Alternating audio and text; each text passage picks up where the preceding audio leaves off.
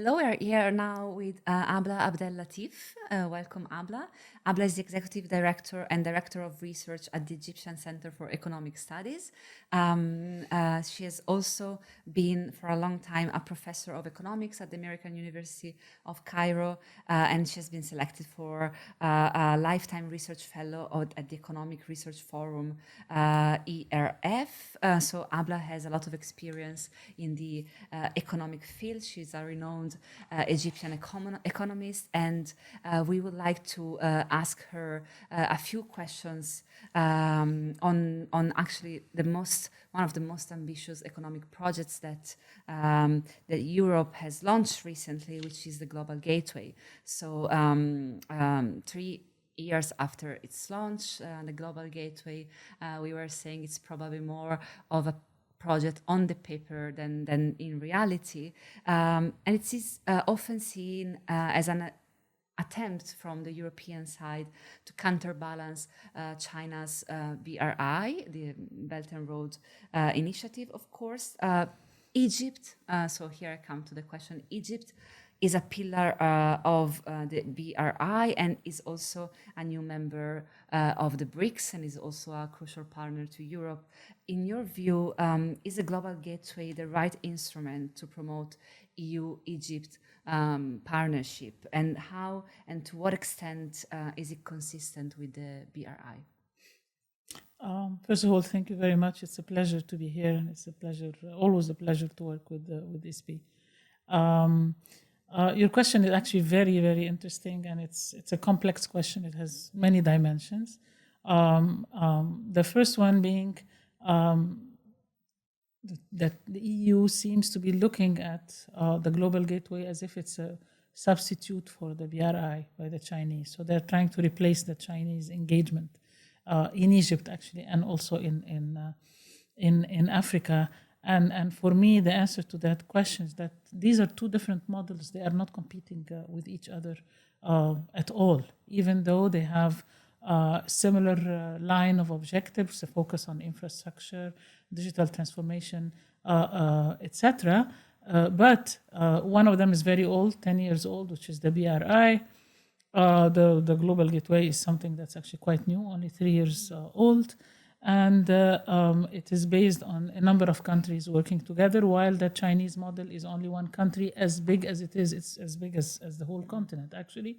But it's still one country, and it has state-owned enterprises. So this is already a difference. Another difference is the fact that Global Gateway, at least in design, okay, is based on the norms and standards, the Western ones, the values, etc. The Chinese are very blunt. They just want the economic performance. They go for it. And they're not interested in passing their culture to anybody or change anybody's culture.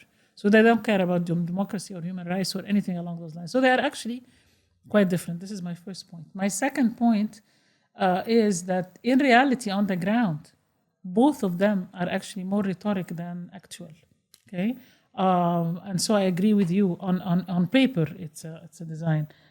If you ask anyone in Egypt, did you hear about the Global Gateway initiative? They will tell you, what are you talking about?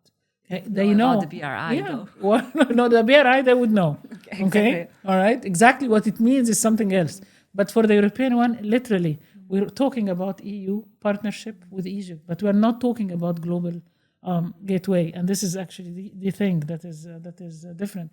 Even when the EU started to implement its thoughts, the first thing it did is actually have a conference back in June 2024, and it was a big conference in order to encourage investments by Europe in all the areas that are actually promoted by the Gateway. But no one mentioned at any point Global Gateway. So it's really on paper. It's a potential collaboration. What we know is the partnership agreement that we have with the EU. EU is the most important trade partner and investment partner for us, and this is proceeding very well. Egypt is a member of BRICS, but this has nothing to do with either model. Okay. By the way, the reality on the ground for the Chinese as well, there are investments by the Chinese in the Suez Canal economic zone, in the railways, but again, they have nothing to do with the belt as such. The belt is when you're talking about the agreement between China and Pakistan on having a corridor, a special road. Okay, this is belt related because you're recreating this old road. But the others are simple investments that were going to take place anyway. They're part of our development plan, and they simply came in to invest. Okay, so it's very important to see this fact. How can you benefit from this initiative? One, you need to go very closely with the development plans of the country itself. The EU has this unfortunate habit of thinking that they know more about the country and what it needs than it itself. And they do this very much with the African countries because they're thought of as colonies like they used to be, which is not the case at all. So if this is the entry point of the gateway, it's not going to go very far. Okay, that's number one. Number two, there are things like the CBAM, which is the Carbon Border Analytical system, to try and discourage the exports of the carbon intensive products. For us, this is a non-tariff barrier that is imposed by the EU, okay? And it's making our life much more difficult, even though we are not responsible for the climate mess, okay, at all right? So at least if you're going to go about such an initiative as the Global Gateway, then at least help the Egyptian industry, for instance, become green. Give us the technical support, allocate funds to greening the industry so that we can handle such tariffs. Last point in relation to this, such global gateway and any other initiative was signed 2021. This was before the genocide in Palestine, okay, 2 years before. So now the situation is completely different. Nobody is going to benefit from anything unless there is peace in this area. And by peace, I mean not only the end of the war. This is beyond obvious. I'm talking about seriously sustainable peace where the right of the Palestinians for the land is respected, because this is really the core of the problem. Thank you, Abla, for your answer. And you touched briefly upon energy matters already. One last question to get more into details of that. Egypt has significant natural gas reserves. However, in recent years, the country has been facing major challenges in this regard, a major energy crisis. What do you think are the current constraints for Egypt to emerge as a stronger energy partner for Europe, and probably also if you have insights on Italy specifically? Okay, Egypt is quite a rich country as far as natural gas is concerned. Yes, we had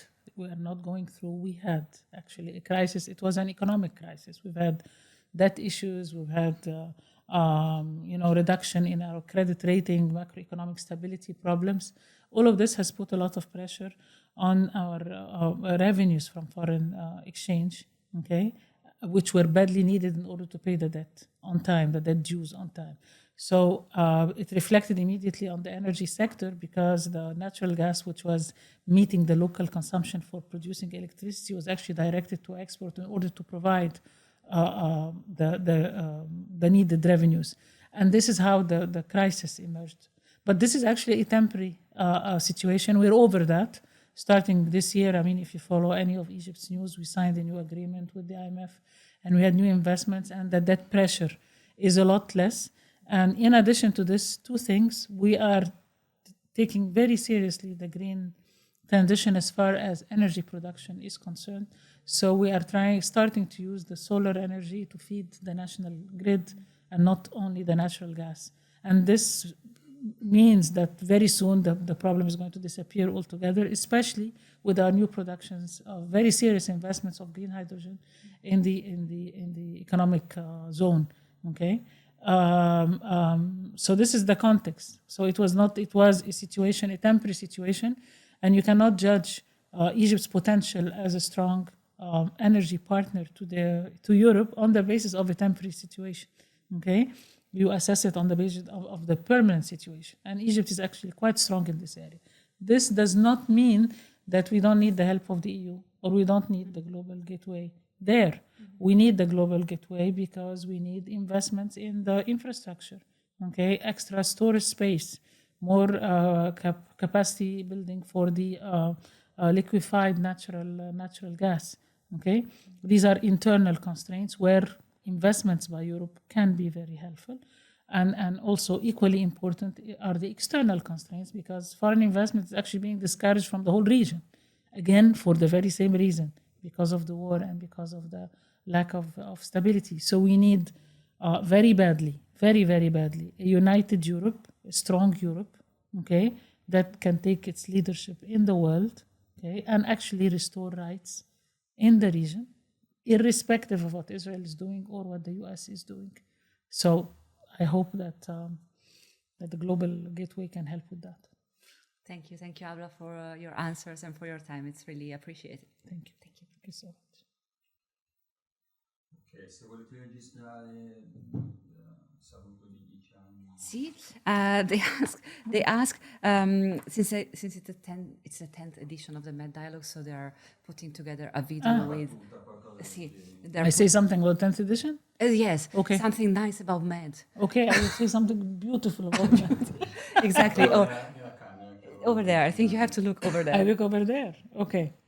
Well, hello everyone. It's a pleasure to attend the 10th edition of the Med Dialogue. I've attended at least 6 or 7 of them, and it's a great opportunity for a real dialogue. I mean, we're not talking about a fake dialogue. We're talking about a serious one where the issues are put on the table.